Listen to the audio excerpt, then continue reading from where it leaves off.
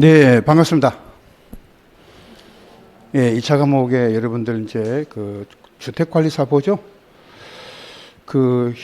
지금 제가 한 강의를 한 30년 가까이 하고 있습니다. 예, 1회부터 부산에서부터 출발해가지고 강의를 하고 있는데, 제 강의 스타일은요, 좀 이렇게 필기를 하는 스타일이에요. 그래서 이제 처음 강의 들으신 분들은 조금 미친다는 그런 느낌이 들어요. 왜, 저 사람은 왜 이렇게 필기를 많이 하지? 근데 필기를 안 하셔도 돼요. 왜? 여러분들 책을 보면 알겠지만은, 예, 이 1000페이지가 돼요. 1000페이지. 예, 1000페이지 안 넘기려고 했는데, 예, 어쩔 수 없이 개정도 계속되고 해가지고, 제일 중요한 거는 이거를 내가 정복한다고 생각하면 안 돼요. 책은. 예, 왜 기본서는, 왜 관계법규는 왜 그러냐면은, 개정이 되기 때문입니다. 그러니까 작년에 공부하신 분들은 엄청난 개정을 맛봐야 됩니다. 올해 개정이 다 됐어요. 거의 많이. 그래서 이제 이 관계법규는 강의하시는 분들이 별로 없습니다. 왜 그러냐면은 너무나 어렵거든요, 이게. 왜 그러냐면은 어제 공부했는데 오늘 개정됐어요. 그럼 선생님이 바보가 되는 겁니다. 한순간에. 개정됐는데 그것도 몰라요. 이렇게 해버립니다. 선생님 실수가 있을 수 있잖아요. 그러니까 민법이라든지 개론 이런 거는 민법 같은 경우는 거의 그 성년이 19세 바뀌는 거 그런 거 하고 금치산자 이런 거 그거 잠깐 바뀌고 바뀐 게 없습니다. 바뀐 게 민법이. 응? 그러니까 민법 강의하시는 분들이 제일 편해요. 왜? 어제 공부한 거를 오늘 또 강의하죠. 내일 강의하죠. 반복적으로 하거든. 책 안 보고도 줄줄 외웁니다. 민법 강의는 그래서 처음 하기가 어렵지만 한번 했다. 끝까지 이거는 그냥 줄줄 나올 수밖에 없습니다. 반복이니까. 강의도 반복이잖아요. 여기서 했던 내용 여기 똑같이 하고. 그런데 이제 관계법규는 그렇지가 못하다. 굉장히 이게 바뀝니다. 바뀌면은 여러분들도 고통 심하고 저도 그렇고 저도 공부하는 입장이잖아요. 그죠? 그러니까 강사가 아니라 저도 항상 공부하는 입장. 여러분들하고 같이 공부하는 입장에서 이제 같이 연구한다. 이렇게 보시면 됩니다. 일단 주택관리사보의 1차 과목은 여러분들이 오리엔테이션 통해서 이야기를 많이 들으셨는데 2차 과목은 오리엔테이션을 제가 간단하게 하겠습니다. 예, 그래서 일단 2차 과목에는 관계법규가 있고 원래 이제 정식 명칭이 주택관리관계법규입니다. 관련되는 법규다. 그 다음에 이제 공동주택관리 실무가 있습니다.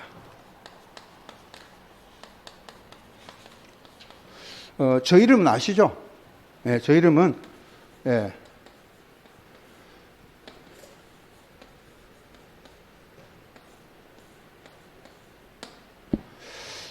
저 이름은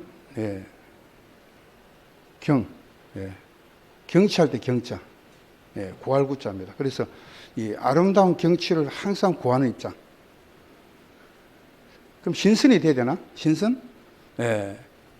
그런 뜻인 것 같아요. 그래서 여러분들이 일단은 이렇게 법규와 실무를 이제 간단하게 말씀드리면 법규는 그 총 14개 법률이 있습니다. 14개 법률. 작년에 이제 화재 예방하고 소방시설의 설치 유지 및 안전관리에 관한 법률이 화재 예방법하고 소방시설법 두 개로 쪼개져 있어요. 그래서 원래는 13개였는데 14개로 바뀌었다는 거. 그래서 여러분들이 이제 조금 이제 공부하신 분들의 언니라든지 선배라든지 주변의 동료 지인들로부터 이야기를 많이 들었을 거 아니에요. 과목이 몇 개냐, 또 법률이 뭐가 바뀌냐 약간은 알고 있을 거예요. 그래서 일단은 14개 법률로 구성되어 있다. 근데 관리 실무는요, 그렇지가 못합니다. 이거는 통합적인 거예요. 그러니까, 이 뭐를 기본으로 하지만, 공동주택관리법을 기본으로 합니다. 물론 이 공동주택관리법이 법규 안에 들어있어요, 우리가. 관계법규 안에 공동주택관리법이 있죠. 있는데, 이것을 기반으로 해가지고 플러스 알파입니다. 여기서. 그러니까 이 알파에는 뭐 연금에 관련 법률이라든지 그죠? 연금에 관련되는 거라든지 기타 이제 시설 부분, 시설 부분, 시설은 바로 설비 부분이라고 보면 돼요. 설비 부분이라든지 또 포괄적으로 우리가 이제 먹는 물 같은 그런 것도 전부 다 이게 주차장법 이런 식으로 해가지고 이 알파되는 요소들이 굉장히 많습니다. 여기 이제 얼마까지 가느냐 이게 이제 의문이에요. 이건 왜 그러면 실무에 연관성이 있다 그러면 다 때려 넣을 수 있어요. 이게 실무에 연관이 있다 그러면 다 넣습니다. 그러니까 이게 이제 그 올해 시험에 굉장히 어려워가지고 역대급으로 올해 시험에 굉장히 어렵게 나왔습니다. 그럼 반대로 이야기하면 뭡니까? 22회 시험이 어렵게 나왔다는 것은 이번 시험이 쉽게 나온다는 거예요. 기회가 온 거지. 여러분들이 기회를 잡는 거예요. 모든 사람들이 실무는 너무 어렵다고 생각하잖아요. 그럼 올해 시험은 어떻게 나오냐? 이 알파 부분이 이렇게 터무니없는 부분이 덜 나온다 보시면 돼요. 한정된 부분. 그리고 요것만 이제 집중적으로 보시면은 실무에는 우리가 공부하는 전략이 평균적으로 공부를 좀 하신 분들은 50점 이상은 나와야 된다. 60점은 항상 우리가 겨냥을 해야 됩니다. 60점 이상. 법규는요, 80점을 겨냥을 해야 됩니다. 80점. 요게 이제 뭐냐면 커트라인입니다. 내가 목표 점수가 만약에 80점을 맞기 위해서는 얼마를 목표로 됩니까? 95점을 목표로 해야 되는 거예요. 지금 내가 80점 맞겠다. 80점을 목표로 하면 80점 안 나오잖아요. 여러분들 활을 땡길 때, 100m를 땡길 때 하고 200m를 활을 시위를 땡길 때는 200m하고 100하고 차이 나잖아. 200m는 미리 힘을 많이 줘야 되죠. 100은 조금만 줘도 된다. 200보다는 반만 주면 되겠죠. 50m는 더 힘이 들어갈 겁니다. 그런 식으로 목표 점수가 얼마냐? 관계법규는 목표 점수가 95점입니다. 목표 점수가 95점을 목표로 해야만이 80점이나 75점 정도를 맞을 수가 있다. 실무는요, 60점을 맞으려면 목표 점수가 몇 점입니까? 70에서 80점, 80점 돼야 돼요. 목표 점수입니다. 그래서 여러분들이 올해는 목표 점수를 조금 높일 필요가 있다. 왜? 실무는 좀 쉽게 나온다 그랬잖아요. 상대적으로 올해가. 그리고 관계법규가 약간 어려워도 법규는 다행히 이 법률은 개정은 돼서 그렇지 그렇게 개정된 건 이미 반영이 다 됐기 때문에 여러분들이 자주 많이 개정되지는 않습니다. 너무 걱정할 필요는 없고요. 이 법률이라는 거는 테두리가 있습니다. 이 도망가지를 않는다고. 법규가 어디 도망가는 게 아니니까 이 테두리 가두리 양식장에서 우리가 고기를 잡는다 생각하시면 돼요. 가두리 양식장에서 고기를 잡는데 어떤 분은 낚시로 잡을 수도 있고 어떤 분은 그물로 잡을 수도 있겠죠. 그럼 여러분들이 낚시로 잡을 때보다도 뭐를 잡아야만이 많이 잡을 수 있습니까? 그물이죠. 그런데 그물을 어떤 그물을 써야 됩니까? 그물을. 만약에 여러분들이 공부를 할 때 설렁설렁하게 공부하잖아요. 그물이 이런 그물이 돼버려요. 이렇게. 가두리 양식장에 고기 잡는데 이래가지고는 고기 다 빠져나갑니다. 그래서 제가 하는 말 중에서 대충 공부하다가는 대충 떨어진다. 공부는 생각날 때 공부하는 게 아닙니다. 공부는요, 죽을 똥, 살 똥 모르게. 네가 이기나 내가 이기나. 자신과의 싸움입니다. 처절한 몸부림입니다. 다 포기해야 돼요. 친구 대부분, 시험 합격 때까지는 절제를 해요. 포기라기보다는 절제해야 됩니다. 술 한잔 먹고 싶고, 친구 만나고 싶고, 그죠? 또 텔레비 드라마 보고 싶고, 저도 드라마 좋아해요. 나이가 좀 드니까 이제 드라마를 좋아하게 되더라고. 옛날에 저는 드라마 보신 분들은 굉장히, 시간도 남아도나 시간이 무슨 드라마 보고 있어 했는데, 제가 이제 나이가 되더라고. 그러니까 드라마도 보니까 드라마도 재미가 있고, 계속해서 이게 드라마가 중독성이 있어요. 그러니까 계속해서 보게 됩니다. 그래서 이제 요즘은 이제 최근에 보면 1,000원짜리 변호사 있잖아요, 그거. 그 전에 이상한 변호사 있었고, 이게 계속 그쪽으로 자꾸 이제 이게 드라마를 많이 보게 되더라고. 이게 그러니까 공부를 마찬가지로 이제 공부를 하는데 여러분들이 죽을 똥 살 똥 모르게 공부하신 분들은 어떻게 합니까? 체계적으로 공부합니다. 강사 말을 듣는 거예요. 그래서 항상 공부는 이 초등학교 다니는 애들 있죠. 그럼 여러분들 초등학교 다니는 자제가 있다 그러면은 어디 보냅니까? 학원 보내죠, 학원. 아니, 물론 이제 뭐 학교 수업을 받지만은 이제 여자아이는 우리 때만 해도 여자아이는 피아노 학원 보내잖아요. 그죠? 남자아이는 태권도 학원. 그죠?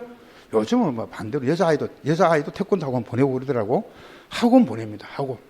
그전에는 뭐 출산학원이나 이런 건 우리 때 이야기고. 지금은 뭐 영어 학원도 보내고. 그죠? 영어 학원이 대부분 영어를 좀 알아야 되니까 영어 학원도 보내고 또 뭐죠? 태권도 학원도 보내고 또 미술 학원이나 음악 학원 기능에 따라서 이렇게 보낸단 말이죠. 자, 여기서 음악 학원에 가는데 피아노 학원에 보냈어요. 제가 한번 피아노 학원을 보내니까 이게 1년만 딱 되니까 처음에는 개발체발 치더니 1년만 되니까 그냥 치는 거예요. 보통 있잖아요. 이게 딱 느낀 게 뭐냐? 그 콩나물 머리도 잘 모르는 애들이 음표도 잘 모르는 읽던 애들이 친단 말입니다. 이게 뭐냐면은 프로그램의 승리다.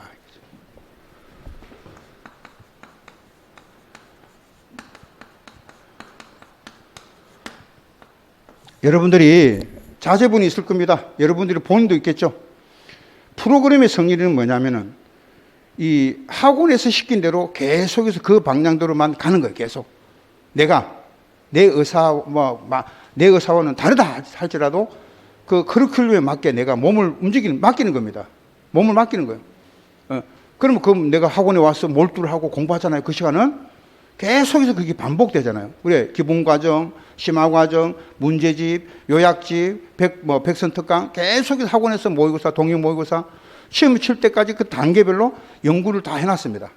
그러면 같은 과목이라도 같은 범위라도 한 5번 반복이 돼요. 그래서 여러분들이 이거 내가 모른다고 해가지고 오늘 내가 모르면 나는 죽을 것이다 해가 계속해서 집중적으로 해가지고 하면 지쳐버립니다. 그래서 이해가 안 되면은 처음에 내가 모르겠다, 이해가 안 된다, 넘어가라 이겁니다. 넘어가라. 그거를 잡으려고 하면 안 돼요. 여러분 처음에는 너무 어렵습니다. 예. 어렵고 딱딱하고 모르겠다는 거지. 당연합니다. 처음부터 쉬우면 다 천재게 뭐. 예. 그래서 항상 드릴 말씀이 처음에는 지겹다, 어렵다. 그렇지만 참고 견뎌야 됩니다. 그 순간을 견디면은 한 번 반복되고 두 번 반복되고 세 번 되죠.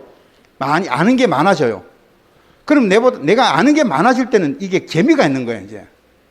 모를 때는 재미가 없어요. 여러분들 자동차 운전학원 가보세요. 처음에는 막 내가 사람 운전 배울 때 얼마나 막 답답합니까? 왔다 갔다부터 시키죠. 왔다 갔다 하는 것부터 시키잖아요. 예. 선행하고 후행하고 요것만 시키고 운전 조작하는데 1년만 돼보세요. 면허증 따고 1년만 되면 그냥 막 이렇게 돌립니다. 운전대를. 마찬가지로 여러분들이 이 프로그램에 여러분들 편성만 하면 되는 거예요. 다음 뭐냐? 집중하고 집중 안 하고 차이점입니다. 어떤 분은 집중하게 되면은 그 시간만 집중하는 거예요. 그 시간 집중하면은 별도로 예습이라든지 복습을 할 필요가 없는 거예요. 그런데 공부 시간에 집중을 안 하고 딴 거 우리가 학교 다닐 때 보면은 영어 시간인데 수학 공부하는 애들이 있어요. 그렇죠? 수학 숙제를 해야 되거든. 근데 영어 시간인데 수학 선생님이 숙제를 내주니까 수학 숙제를 안 하고 안 되잖아요. 집에서 못한 거야. 수학을 하고 있습니다. 또 국어 시간에 또 영어 공부를 또 하고 있다는 거지. 이렇게 돼버리면은 여러분들은 집중이 안 되니까 아무것도 안 된다. 그래서 지금 오늘 첫날인데 꼭 말씀드리고 싶은 것은 학원 강사가 시킨 대로 가자는 겁니다. 여러분들은 그냥 편성만 하시면 돼요. 이거 하세요. 그럼 이거 하고 저거 하세요. 저거 하고 이번 기본 과정 요것만 합니다. 예, 좋습니다. 넘어갑시다. 그런 식으로 해서 강의를 선생님들이 끌고 나갑니다. 예. 그래서 너무 내가 오늘 다 한다는 생각하시면 안 돼. 책이 두껍다고 다 공부 안 합니다. 우리 책 있잖아요. 아무리 두꺼워도 공략하는 방법이 있습니다. 이게 어떤 거는 내가 꼭 알아야 되고 어떤 거는 필요 없는 부분은 그냥 넘어가야 되는 거야. 체크만 하고. 그거를 강사가 가르쳐줍니다. 그래서 여러분 아무리 책이 두꺼워도 강사가 시킨 대로만 하면 된다는 거 말씀드리고요. 우리가 커리큘럼을 뭐 다른 이제 오늘 첫 오리엔테이션은 이렇게 간단하게 말씀드리고, 공부는 체계적으로 공부를 하는 게 아닙니다. 체계적으로 선생님이 가르치면은 여러분들은 집중을 하셔야 돼요. 집중을. 그 집중이 안 되신 분들은 이제 집에 가서 조금 더, 만약에 뭐 오늘 뭐 공부한 거 있잖아요. 그럼 내가 시간 날 때마다 조금씩 내가 알 수밖에 없는데, 1차 과목은 절대평가입니다. 절대평가는 뭐냐? 40점 과락이 없어야 됩니다. 아무리 잘해도 31가 만약에 민법이라든지 뭐 시설개론이나 회계 원리 중에서 어느 하나가 만약에 37.5가 나왔어요. 근데 이게 80점씩 먹은 거예요. 90점씩, 80점씩. 그럼 이거 안 됩니다. 평균 점수가 60 넘어도 과락이 없어야 됩니다. 그 다음에 2차 점수는, 2차는 우리가 상대평가라고 합니다. 상대평가. 상대평가는 뭐냐? 점수가를 잘라가지고 1600명이 올해 이제 선발 예정 인원이 1600명을 보시면 돼요. 예, 그럼 보통 이제 몇 명이 응시하냐면은 10,000명 정도 응시한다고, 15,000명 할 때도 있지만은요, 보통 10,000명, 16,000명, 그러니까 한 10대 1 정도 경쟁률입니다. 보통, 그죠? 예.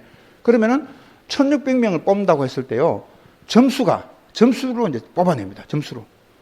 그러면 내가 만약에 이제 관계법규는 올해 시험에 보통 이야기 들어보니까 평균 점수가 7점 다 넘더라고요. 예. 근데 실무가 50점이 안 되는 거예요, 거기가. 예. 그럼 올해 점수는 60점 정도가 우리가 카트라인이 되지 않겠느냐. 저는 개인적으로 60만 받으면 카트라인이 이제 되면 여러분들 합격이 됩니다. 예. 그래서 일단은 내가 점수가 2차 과목은 내가 점수가 만약에 57.5가 나온 거예요. 평균 점수가.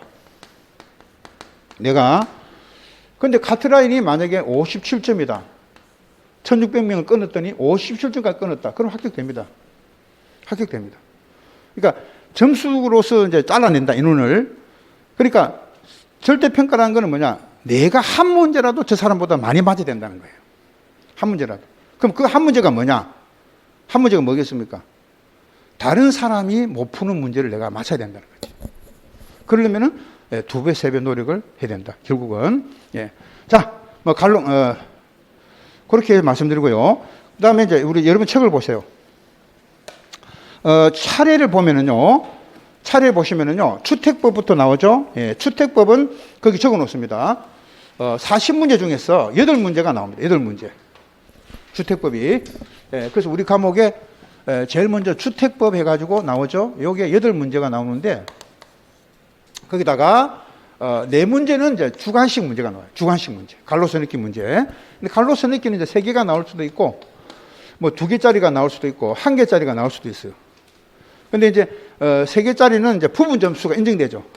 부분 점수. 그래서 이제 3개 다 맞으면 2.5점. 그 다음에 2개 맞으면 뭐 1.5점, 0.5점. 이렇게 1.5, 0.5. 이렇게. 예. 부분 점수가 인정이 됩니다. 예, 그 다음에 이제 2개짜리 1개 1점이죠. 1개고 1점이고, 그 다음에 2개 다 2.5점. 이런 식으로 부분 점수가 인정이 된다. 예. 아무튼 이제 주택법이 8문제가 나오고요. 두 번째가 여러분들 공동주택관리법이죠. 공동주택관리법 8문제입니다. 적어 놓으세요. 4문제가, 예, 여기도, 보통 이제, 4문제인데, 4문제에서 3문제 정도 보시면 돼요. 여기도. 이거는 왔다 갔다 합니다. 보통 이제 절반 정도인데, 보통 3문제 정도 보시면 돼요. 3문제에서 4문제. 보통 올해 같은 경우는 3문제. 세 번째는 이제 그게 뭐죠? 민간임대주택 관련 특별법, 여기가 이제 2문제가 나오는데, 한 문제가 주관식 정도. 그러니까, 근데 이거는요, 2개 다 주관식이나 객관식으로 나올 수가 있어요. 무슨 말이냐면은, 모두 객관식으로 나올 때도 있었고, 2문제가 주관식으로 나올 수도 있었다. 예, 이게 이제 왔다 갔다 한다는 거예요. 4번째가 이제 공공주택특별법입니다. 4번째. 예, 공공주택특별법인데, 여기 언제 민간임대주택관 특별법처럼, 예, 2문제 중에서 한 문제가 나온다. 다음 5번째입니다. 한 문제가 뭐냐면은, 주관식. 예, 2문제가 나옵니다.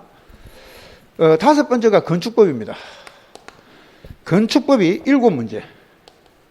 7문제인데, 3문제가 여기도 주관식입니다. 여기는 이제 3문제, 4문제니까 뭐 4문제를 하고. 그 다음에 6번째가 이제 뭐죠? 도시 및 주광역 정비법, 도정법. 우리가 이제 이 도정법이라 그래요. 줄여가지고. 도시 및 주광역 정비법인데 정비법이라기도 하기도 하고. 요거 이제 2문제입니다. 2문제인데 한 문제가 이제 주관식. 7번째가 이제 도시 재정비 촉진을 위한 특별법이라 그래가지고 줄여가서 도촉법이라 그럽니다. 부를 때. 너무 말이 기니까 우리가 이제 줄여가지고 한 문제가 나와요. 한 문제인데 이거는 뭐 주관식은 거의 나오지 않습니다. 되게 뭐 물론 주관식 나올 때도 있는데 한 문제가 되게 객관식. 8번째는 시설물의 안전에 관한 특별법이죠. 안전 및 유지 관련 특별법. 이 시설물에 관한 법률은 이제 2문제에서 한 문제가 이제 주관식.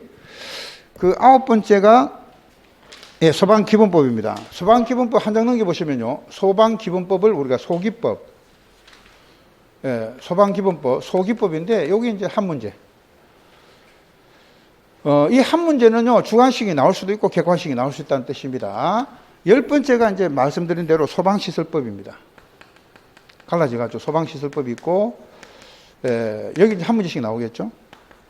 11번째가 이제 화재 예방법. 예방에 관한 법률이죠. 그것도 한 문제. 12번째가 전기사업법입니다. 전기사업법이 이제 2문제인데 역시 한 문제가 주관식으로 나올 수가 있고요. 13번째가 승강기 안전관리법인데 여기도 이제 2문제인데 한 문제가 역시 뭡니까? 주관식으로 나올 수가 있어요. 마지막으로 집합건물 소유 및 관리 관한 법률 한 문제가 나옵니다. 여기 따져보면 총 우리가 40문제잖아요. 근데 40문제 중에서 16문제가 요거 합해보면은 16문제가 대개 이제 주관식으로 나옵니다.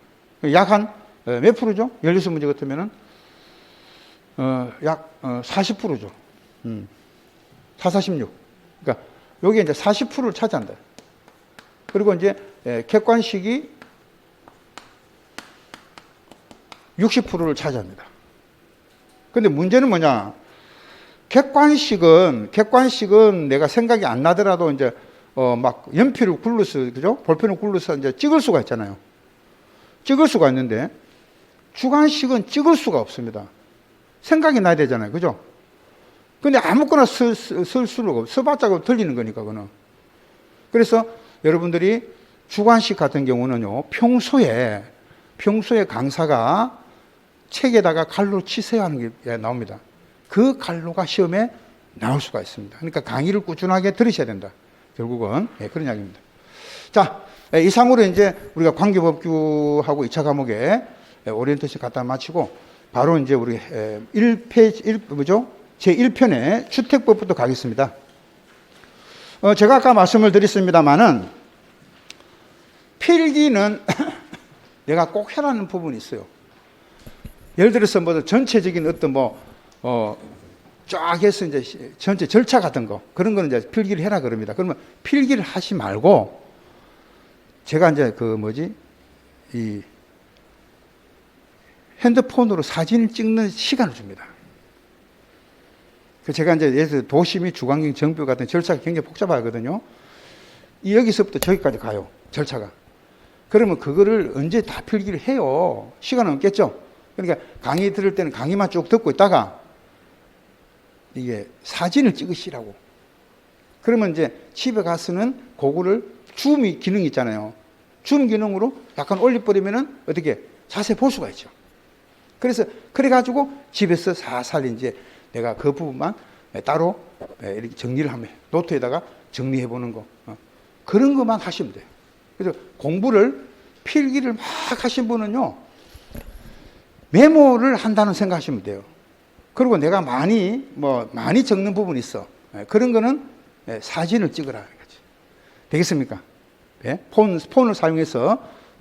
물론 PPT를 만들어가지고 할 수는 있는데, PPT는 여러분들이 책하고 똑같은 내용으로 여기다가, 화면을 갖다가 쏴가지고 이제 이렇게 쭉 넘어가는 거거든요. 근데 그렇게 넘어가 버리면요, 머릿속에 남는 게 아무것도 없어요. 우리는 뭐냐? 무조건 연필을 펜을 쥐고 이렇게 한번 써봐야 됩니다. 써보는 것이 가장, 예. 그러니까 이제 연습장을 좀 가져오세요. 연습장 가져오시고, 연필 있죠. 뭐 이렇게 그런 거 가져오셔가지고, 이제 한번 이렇게 메모를 이렇게 한다는 생각으로, 해놓으시고, 우리가 그림을 그릴 때 이제 처음부터 다 그린 거 아니잖아요. 처음부터 다 이렇게 대상부터 그리고 그 다음에 하듯이, 예. 그런 식으로 잡으시면 되겠습니다. 자, 주택법이 여러분들 우리가 보통 법의 목적이 있잖아요. 근데 이 친구들이 말이죠. 저는 깜짝 놀랐어요. 사람이 출제를 하는데 아무도 예상을 못한 거예요. 등잔 밑이 어둡다는 이야기가 있죠. 등잔 밑이 어둡다. 그 이야기는 뭐예요? 굉장히 등잔을 켜면 굉장히 밝은데 등잔 바로 밑에는 어둡다는 거예요. 그 밑에는. 그러니까 뭐냐? 아무리 공부를 해도 자기가 놓치는 부분이 있는데 그게 올해 시험에 나왔습니다. 그게 뭐냐? 법의 목적입니다. 자, 법의 목적 볼게요. 주택법은 쾌적하고 살기 좋은 주거환경 조성에 필요한 주택의 건설도 하고 공급도 하고 주택시장의 관리 등에 관한 사항을 정함으로써 국민의 주거안정과 주거수준의 향상에 이바지함을 목적으로 한다. 그럼 여러분들이 만약에 출제자 같으면 갈로를 어디다 넣겠습니까? 대개. 여러분들이 출제자 같으면은 갈로를 어디 치는 게 맞아요? 그렇죠. 주거 안정, 주거 수준 향상 요거를 하겠죠. 양적으로 주거 안정도 하고 주거 수준을 향상시키는 목적으로 하는 게 요거를 갈로 속에 집어넣어야 되는데 이 친구들이 올해 시험에 어디를 갈로를 집어넣냐면은 쾌적하고 살기 좋은 주거 환경에다가 갈로 주거 환경.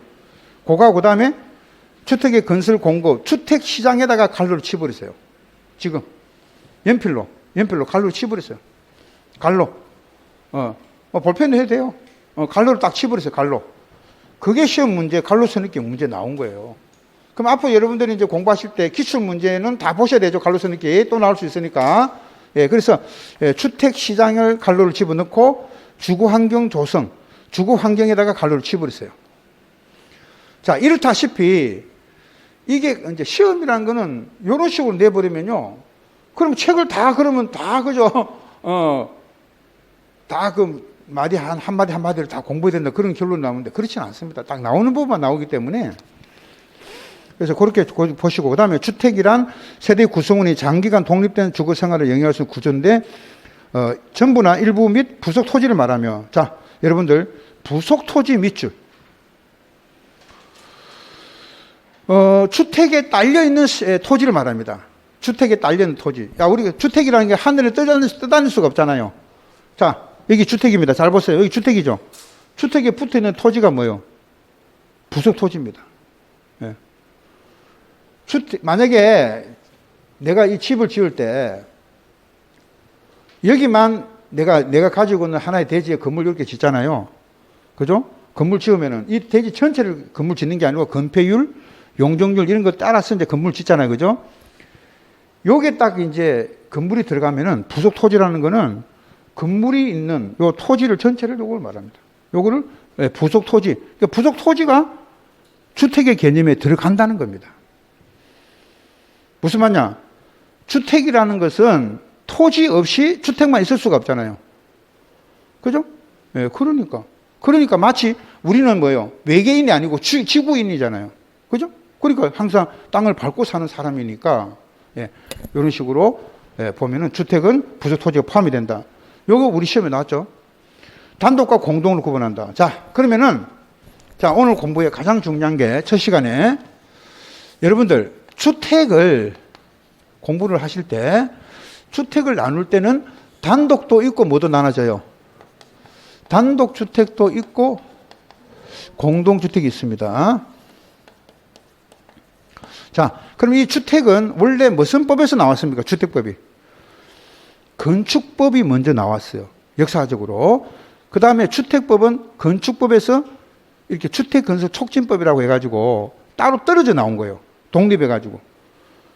원래 이제 뭐 한 가정을 이루다가 독립해서 이제 결혼하면 분가하잖아요. 분가. 그런 식으로 주택도 건축법이 만들어지고 난 다음에 주택법이 만들어졌다는 보시면 돼요. 그러면 주택이라는 것은 단독도 있고 공동 있는데 우리가 건축법에서는 잘 들으셔야 돼요. 이거 오늘 중요한 부분입니다. 건축법에서는 어떻게 분류를 하고 있고, 그 다음에 주택법에는 어떻게 분류를 하고 있는가. 이게 이제 요거 두 개만 하시면 돼요, 오늘. 자, 그러면은 첫 시간에 먼저 건축법을 우리가 보면 제일 뒤에 이제 여러분들이 건축법을 한번 보세요. 바로 확인, 우리는 이제 지금 바로 확인 들어가야 됩니다. 그럼 제가 건축법을 먼저 보시는데 몇 페이지를 보시냐면요. 449페이지입니다.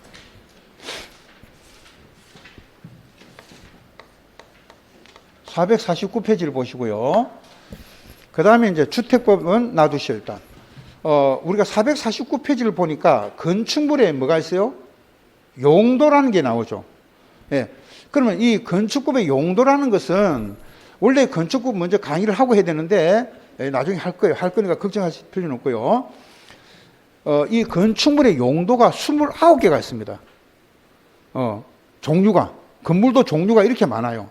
29개가 있는데 그 중에 이제 단독주택, 공동주택이 29개 용도 중에서 이제 차지하고 있는 거죠. 그 중에 하나다는 거지. 그러면 단독에서는 4개가 있습니다. 4개.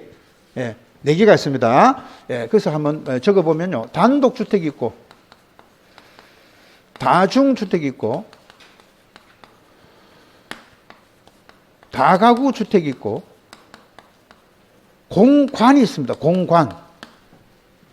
그 다음에 공동택에는 아파트, 연립주택, 다세대주택, 기숙사가 있습니다. 기숙사. 그런데 이제 우리가 주택법에는요, 이 공간이라는 게 없어요. 그냥 단독에서는 단독밖에 없어. 단독 있고, 그 다음에 다중 있겠죠? 그 다음에 다가구까지가 있습니다. 그럼 이 공간은 여기 이렇게 이제 줄을 맞춰보면요. 이런 식으로 공간은 이 주택법에는 공간이라는 개념이 없습니다. 단독이 안 들어갑니다. 그 다음에 공동에서는 이렇게 보면은 아파트는 그대로 아파트로 갑니다. 연립도 연립주택 그대로 가요. 똑같습니다. 예. 다세대도 똑같습니다. 다세대주택 똑같이 갑니다. 그런데 기숙사가 없습니다.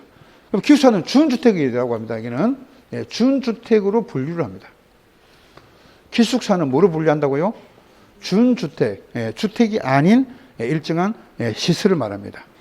그러면은 준주택. 우리가 말하자면 주택하고 이제 주택과 준해서 본다 이렇게 보는 건데요. 근데 우리가 준주택 개념은 주택에 준하는 게 아니에요. 주택이 아닌 시설을 말합니다. 그래서 준주택의 일종이 되는 거죠. 그런데 우리가 단독에서는 여러분들이 이제 단독은 그대로 가지만 다중하고 다가구하고만 요거 두 개만 구별해 주시면 돼요. 요거 두 개만. 단독에서는. 그러면 다중하고 다가구의 가장 큰 공통점부터 이야기를 하면은 주택으로 서는 층수가 3계층 이하입니다. 둘 다가. 주택으로 서는 층수는 몇 층? 3계층 이하입니다. 3계층 이하. 다가구도 주택으로 서는 층수가 똑같이 3계층 이하다 이겁니다. 그런데 바닥 면적의 합계가 바합이라 그럽니다. 바닥 면적, 앞으로 여러분들하고 저하고 강의를 할 때 바합이라고 하겠습니다. 바합. 바합이란 거는 바닥 면적의 합계를 줄였어. 우리끼리. 예. 바닥 면적의 합계를 바합이라고 하겠습니다. 앞으로. 예? 그래서 바닥 면적의 합계가 660이라는 거는 이제 뭐예요? 우리가 약 200평이죠. 예. 그래서 여러분들 알다시피 그 한 평이 약 3.3. 응? 3.3이니까 약 이제 200평이 됩니다. 이하요. 여기도 이제 똑같이 다가구도요. 바닥 면적 합계가 660제곱미터 이하입니다. 똑같이 이해합니다. 자, 그러면 구별되는 기준이 뭐냐? 취사시설이 없다 이겁니다. 요거는. 다중주택은요, 여러분들 만약에 그 호텔에 가면은 취사시설이 있습니까? 없잖아요. 그것처럼 방은 방대로 되어 있고 취사시설이 없는 형태입니다. 요게, 다중이에요. 다중. 그러면 학생이라든지 종업원, 뭐 회사원들이 이제 기거를 하는데, 편리하도록 하는데 취사시설이 없어. 그럼 밥은 어디서 먹어야 돼요? 나가서 먹어야 되죠. 나가서. 여러분들 고시텔 있죠? 고시텔. 닭장처럼 생겼습니다. 사람이 꼼짝 달싹도 못해요. 딱 침대 하나 갖다 놓고 바로 옆에 세탁기, 화장실 딱 붙어가지고 있어요. 실제적으로. 그럼 사람이 꼼짝달싹 못합니다. 예. 그래서 제가 참고적으로 이야기하면 저도 이제 원래는 그 부동산 여러분들 그 부동산 공법 있죠? 그 공인중개사. 그 강의도 제가 한 20년 가까이 했어요. 노량진에서. 그래서 용산에서 제가 한 지금 16년 정도 중개사를 하고 있습니다. 현재. 그래서 이제 가보거든요. 중개업을 하니까 와이프가 하고 하는데 같이 해요. 와이프도 자격증, 저도 자격증이 있는데 같이 합니다. 예, 가보면은요 닭장처럼 생겼어요. 진짜. 예. 그래서 이제 말씀드린 거예요. 제 경험상. 그러면은 이게 가보면요 취사시설이 없어. 고시텔에 취사시설이 있습니까? 밥을 못 해 먹어요. 그래서 이제 왜 고시텔인데 화재가 많이 나냐면은 밥을 갖다 해 먹어야 되니까 전기로 먹잖아. 전기로. 전열기를 사용할 수밖에 없죠. 이 전열기가 뭐가 돼요? 이제 과열이 돼버린다. 과열. 그래서 고시텔은요 절대 여러분들 자녀가 고시텔에 산다. 돈을 좀 더 들더라도 다른 데로 옮기세요. 굉장히 위험합니다. 자, 두 번째는요. 굉장히 위험한 것 중에서 이제 고시텔에 사는 거. 그 다음에 아르바이트 직종 중에서. 우리 애도 아르바이트 많이 합니다. 많이 하는데 병원 쪽으로도 한번 해보겠는데. 했다는데 알바 직종 중에서 너는 그건 하지 말랍니다. 뭐 고기 굽는 거. 이 고기 구울 때 나오는 그 일산화탄소 있죠. 이 머리를 상하게 합니다. 얼마 못 살고 가요. 그래서 고기 굽는 알바는 절대 하지 마라. 아무리 돈을 많이 줘도. 그 두 가지. 그러니까 우리 자녀분 보고 뭐라고요? 알바를 하더라도 고기 굽는 알바 하지 말고 또 고시텔. 너 그 친구가 고시텔에 산다. 절대 거기는 살지 마라. 위험합니다. 왜 위험하냐 말씀드렸잖아요. 전부 다 전열기를 사용하기 때문에 과열이 된단 말이에요. 과열이. 그 과열이 될 수밖에 없어요. 그게. 굉장히 위험합니다. 자, 그래서 이제 요건 말씀드리고요. 취사시설이 있는 형태죠. 근데 다가구는요, 여기에다가 만약에 20세대가, 20가구가 넘어버리면 안 되니까 요거는 이제 19세대 이하 이렇게 돼야 돼요. 19세대 이하. 다가구는 19세대 이하까지. 여기까지. 다가구는요, 여러 가구가 살지만은 주인은 하나죠. 주인 한 명. 뭐, 여러 가구가 살지만 주인 하나입니다. 다. 주인 하나입니다. 근데 아파트는 주택으로 쓰는 층수가 5개층이다. 5개층 이상입니다. 그럼 연립하고 다세대는 주택으로 쓰는 층수가 다 같이 연립과 다세대 4개층 이하입니다. 둘 다가. 연립과 다세대는 주택으로 쓰는 층수가 4개층 이하죠. 근데 4개층 이하인데 여기서는 이제 또 바닥 면적이 합계. 아파트는 바닥 면적이 합계가 없습니다. 5개층만 넘으면은 무조건 아파트로 들어가는 거예요. 근데 연립과 다세대는 4개층 이하로서 바닥 면적의 합계가 660제곱미터를 초과하느냐, 바닥 면적의 합계가 660 이하냐. 자, 여기 보세요. 다 660이잖아요. 그죠? 그럼 다 이하잖아요. 다 이하잖아요. 근데 하나가 뭐다? 딱 하나가 초과입니다. 그 초과가 뭐예요? 연립입니다. 그래서 인생은 아파트 사시는 분들은 자꾸 옮겨 다닐 수 있지만 연립에 하면서 들어가잖아요. 잘 안 옮깁니다, 사람들이. 잘 안 옮깁니다. 왜 그러냐면은 사람들이 아파트는 욕심이 생긴단 말이야. 그러니까 뭐 조금 평수 있으면 조금 더 넓은 평수로 자꾸 이사 가고 싶잖아요. 연립 자체가 뭐 이사 가고 싶은 마음이 엉게 딱 돼 있어요. 설계가. 그럼 이사를 잘 안 간다 그럽니다. 초연하게 삽니다. 초초초 들어갑니다. 초연하게 산다. 이거죠. 이 초를 꼭 기억해야 됩니다. 초연하게 산다. 그럼 하나가 초 같으면 믿으면 뭐예요? 이다. 초연이다. 이렇게 기억을 하시든지. 아니면 여러분들이 제일 이제 우리가 연초에 사람들이 보면은 많이 죽습니다. 환절기 있죠. 사람들이 가장 많이 이제 사망하는 시기를 찾아보니까요. 연말이 끝나고 연초로 바뀌는 요 시점, 환절기 있죠. 그럴 때 제일 많이 죽는다 그럽니다. 사람들이. 환절기, 요 바뀌는 시점에 제일 많이 죽는다 그래요. 그래서 연초에는 다이 많이 죽는다. 연초에 다이를 많이 한다. 연초에는 다이를 한다. 이렇게 기억해도 돼요. 그러니까 둘 중에 하나만 선택해서 여러분들이 연초는 다이를 한다. 이렇게 기억하시면 돼요.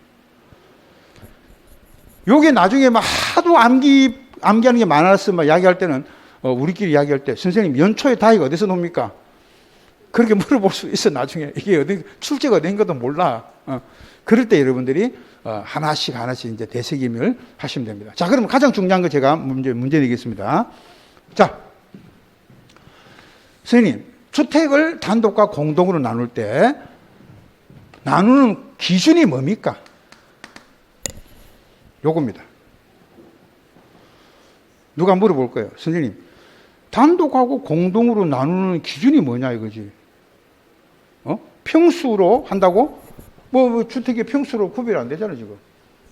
그죠? 청수로 합니까? 아닙니다. 청을 나누거나 뭐 면적을 기준으로 하는 게 아닙니다. 그럼 뭐를 기준하죠, 이게? 예? 뭐를 기준하죠? 기준이 뭐냐? 요겁니다. 구조입니다, 구조. 자, 구조인데 어떤 구조냐? 공동주택으로 2세대 이상이 공동으로 사용할 수 있는 구조.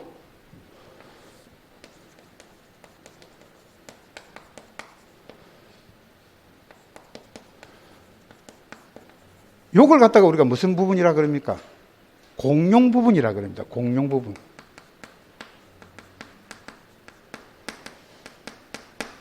우리가 공용 부분이 있느냐 없느냐 요걸로서 이제 구조를 하나 나누는데 공용 부분이 여부에 따라서 나눕니다. 예, 여기에다가 요것만 가지고는 안 되는 거예요. 그래서 요거는 이제 등기를 이게 등기 요 두 개를 가지고 단독과 공동. 만약에 주인이 한 사람으로 되어 있으면 뭐예요? 그건 단독이죠. 근데 등기가 구분 등기가 가능하냐? 구분 등기. 예. 구분 등기는 공동주택일 때만 구분 등기라는 말을 씁니다. 구분 등기. 그죠? 건물은 하나인데, 여러 사람들이 각각 하나의 등기가 다 돼 있죠. 건물은 하나인데, 등기가 다 돼 있다. 요걸 구분 등기라 그래. 다시 갑니다. 건물은 하나인데, 등기가 다 돼 있습니다. 응? 각 세대별로. 요걸 구분 등기. 각 세대별로 등기가 돼 있다. 예. 그러면 이렇게 됩니다. 주택을 단독으로나 공동으로 나눌 때 공용 부분이 있고 구분 등기가 가능하면은 뭐고? 공동이고 공용 부분이 있어도 구분 등기가 가능하지 못하면 뭐다? 단독이라는 거죠. 구분 등기로 안 돼 있습니다. 뭐다? 단독입니다. 그래서 이제 이거는 정확하진 않지만 여기도 공용 부분 있잖아요. 다가구도 공용 부분 있잖아요. 계단 있고 복도 있죠. 그러니까 이거 가지고는 안 된다는 거지. 공용 부분은 있고 여부에 따라서 물론 나누지만은 중요한 거는 요겁니다. 구분 등기가 가능하냐 안 하냐. 그래서 구조가 공용 부분이 여부에 따라서 물론 나누지만은요. 이거 가지고는 안 된단 말이에요. 근데 보완적으로 나온 게 뭐냐? 구분 등기입니다. 그럼 결론적으로 한마디로 말하면 요겁니다. 요거. 각 세대별로 건물은 하나인데 각 세대별로 등기가 되어 있다. 그럼 뭐다? 공동주택입니다. 그러나 건물은 하나인데 세대별로 등기가 안 되어 있다. 101호, 102호, 뭐 301호 다 등기가 안 된대. 그러면 뭐예요? 그는 구분 등기가 안 돼 있죠. 그런 거를 주인 한 사람이라 그러죠. 이거는 단독주택입니다. 아무리 세대수가 많아도 구분 등기가 안 돼 있다. 세대별 등기가 안 돼 있다. 그럼 뭐예요? 그는 단독이다 이 말이죠. 되겠습니까? 예, 요걸로 나눕니다. 구분 등기. 여기에다가 이제 보완적으로 공유분 여부에 따라서 여러분들 기억하시면 되겠습니다. 가장 중요한 포인트입니다. 그래서 여러분들이 뭐 앞으로 주택관리사 관리사무소 소장하면 300에서 한 400 월급이 나오잖아요. 400. 예. 그런데 이제 여러분들이 나중에 또 소장님 하면서 또 중개사 못하라는 법은 없잖아요. 부부끼리. 그잖아요. 중개사도 하시고. 그래가지고, 여러분들이 요즘은 할 일이 많습니다. 할 게 많아요. 가만히 있으면 안 돼요. 정보도 많이, 자기가 그런 정보도 많이, 주택에 대한 정보도 많이 얻고, 그럼 내가 아는 게 많아야 됩니다. 내가 전문가가 되기 위해서는 여러분들이 잘 오신 거죠. 선생님 잘 만나셨다, 이 말입니다. 자, 그 다음에 다시 앞으로 갑니다. 그래서 이제 공동주택을 보면은, 벽이나, 계단, 이런 걸 갖다가 이제 공용법이나 그러잖아요.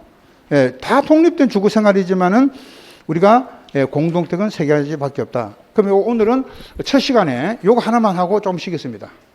그럼 선생님, 주택법에서 말하는 주택은 몇 개밖에 없어요. 그럼 선생님? 아니, 주택법에서 말하는 주택은 단독 3개, 공동 3개, 몇 개? 6개 나와야 됩니다. 6개밖에 없죠, 종류가. 그러면 준주택이라는 거는 뭐냐? 이미 주택이 아니다, 이겁니다. 주택이 6개 나왔잖아요.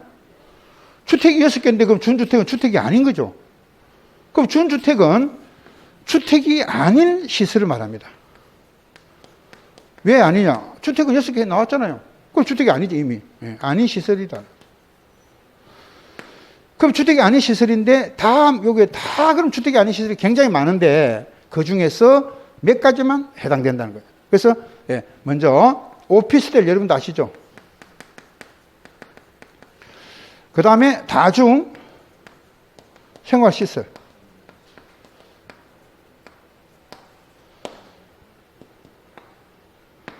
그 다음에 노인 복지주택. 그 다음에 여기 방금 공부한 건 뭐예요? 기숙사입니다. 그럼 여러분 이제 다중생활시설이 이제 어떤 거냐면은 오피스텔은 이야기를 많이 들어봤는데 여기 나오는 다중생활시설 이야기를 많이 안 들어봤을 거예요. 그럼 다중생활시설이 뭐냐면 요거는 여러분도 알다시피 옛날에 고시원이라 적어 놓으세요. 고시텔, 고시원 스타일입니다. 그래서 요거도 2가지로 나눠지는데 바닥 면적의 합계가, 잘 들으세요, 500제곱미터가 넘는다. 500제곱미터. 500 이상이다. 500 이상일 때는 숙박시설로 분류되어 있습니다. 숙박. 500 이상일 때는 건축법에서 말하는 숙박시설로 분류되어 있고, 그 다음에 다중생활시설이라도 바닥 면적의 합계가 얼마일 때? 500 미만이죠. 500 미만일 때는 제2종, 1종이 아닙니다. 제2종 근린생활시설이라고 합니다. 그래서 오늘 여러분들이 이제 전문가로 탄생이 됩니다. 누가 물어볼 겁니다. 동네에서. 선생님, 근린생활시설, 근생 하는데 근생이 뭡니까? 간단합니다. 근생을, 근린을 뭐로 바꿔줘야 되냐면요, 일상으로 바꿔주시면 돼요. 일상. 근린이. 우리가 이제 이게 법률도 많이 바뀌게 됩니다. 근린생활시설 하니까는 괜히 한자가 어렵게 느끼잖아요. 일상생활시설입니다. 근데 일상생활시설인데 1종과 2종이 나눠지잖아요. 이거요. 건축법에서. 1종은 우리가 세탁소라든지, 그죠? 편의점처럼 당장 내가 꼭 필요한 시설을 말하고요. 2종은 꼭 필요하지는 않지만은 필요한 시설을 말합니다. 무슨 말이냐면은 사람도 있잖아요. 그 사람은 내한테 꼭 있어야 된다. 우리가 배우자를 말해요. 배우자. 인생의 배우자. 꼭 필요한 시설. 요게 제1종입니다. 1종 근생입니다. 여러분들이 만약에 이제 내가 어디 가서 당장 뭐 내가 집에 나와가지고 밥을 못 먹었어. 편의점 가죠. 편의점 일종입니다. 일종. 그죠? 그 다음에 내가 무슨 사고 나면 이제 뭐 파출소 가죠. 파출소 일종입니다. 도서관 가죠. 독서실 말고 도서관. 필요한 시설이 다 일종으로 돼 있어요. 세탁소, 미용실, 이런 거 다 때 빼고 강내는 거다. 근데 꼭이 안 들어갑니다. 꼭은 안 들어가지만 그냥 필요한 시설은 제2종 근성입니다. 필요한 시설. 그러면 예를 들어서 노래 연습장 뭐 꼭 없어도 되잖아요. 탁구장. 탁구장이 아니고 당구장. 당구장은요, 재밌는 게 탁구장은 필요한 시설. 당구장은 꼭 필요한 시설이 아니고 그냥 필요한 시설. 이렇게 되어 있습니다. 당구장은 2종인데 탁구장은 1종으로 되어 있어요. 지금 우리가. 예. 이것도 좀 재밌는 걸로. 다음부터는 이제 제가, 제가 편의상 이렇게 나눈 거예요. 편의상. 예. 그래서 이제 저는 이렇게 생각합니다. 저는 집사람이 인생에 있어서 꼭 필요한 제1종입니다. 1종으로 딱 등재가 됐는데, 우리 집사람은 저보고, 2종으로 가자는 거죠. 2종으로 가자. 인생에 꼭 뭐 필요하냐, 그건 뭐, 돈 받을 때만 필요하지 뭐 그런 식으로. 예. 이게 이제 느낌이 아니라, 항상 자기 마음의 생각 같아요. 예. 내가 저 사람이 꼭 필요하냐? 아니면 그냥 필요한 사람인가? 예. 거기에 따라서 우리가 모든 게 하지만 공부도 마찬가지입니다. 내가 꼭 필요하다, 이거. 이렇게 됐을 때 꼭 필요하니까 내가 공부 점수가 올라갑니다. 그냥 필요하다. 절실하지 못하죠. 예. 그러면 공부의 승리는 뭐예요? 절실함의 정도에 따라서 절실한 사람이 합격이 됩니다. 뭐, 요번에 공부 안 하면 다음에 하지 뭐. 절실하지 않죠? 안 됩니다. 예. 그래서 제가 이제 사법고시 옛날에 있을 때 친구가 20년 동안 했는데 안 되는 애가 있어요. 20년 동안. 결국은 이제 중개사 하고 있습니다. 중개사. 예. 20년 동안 했는데 결국은 신림동까지 와서 공부가 안 되니까 포기를 하고, 부산 내려가가지고 이제 중개사 하시는 분도 봤는데 이게 마음대로 되지는 않습니다. 예. 자, 오늘 첫 시간이었고요. 좀 쉬었다가 여러분들 이제 국민주택부터 보도록 하겠습니다. 네.